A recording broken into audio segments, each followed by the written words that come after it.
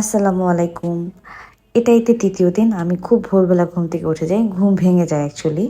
তো গাছে পানি দিলাম যেহেতু ঘুম ভেঙে গেছে।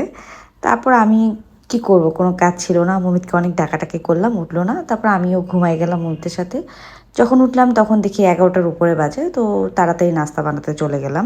তো বাসায় রুটি ছিল না বানানো, তো আমি বানালাম। আর সকালবেলা আমি একটা কোলাজেন কফি খাই বা একটা হেলদি ড্রিঙ্ক বলতে পারেন, যখন যেটা থাকে।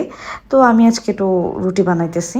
তো আজকে আমি লাঞ্চ বানাবো না, মানে রান্না করব না, কারণ ঈদের দিনের খাবার এখনও বক্স বক্স করে রাখা আছে, ওগুলোই গরম করে খেয়ে নিব। তারপরে হচ্ছে আমি আজকে পরোটা দিয়ে গরুর গোস্ত ছিল যেটা, ওইটা একটু নামিয়ে নিছি, ফ্রিজে রোস্ট আছে।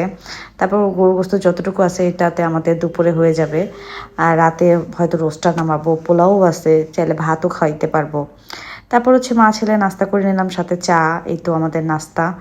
তো খেয়ে আমি হচ্ছে শাওয়ার নিলাম, কারণ আমি মানে পরোটা খাওয়ার পরে না আর দুপুরে লাঞ্চ করতে ইচ্ছা করতো। আমি নামাজ পড়ে রেডি হয়ে বের হয়ে গেলাম।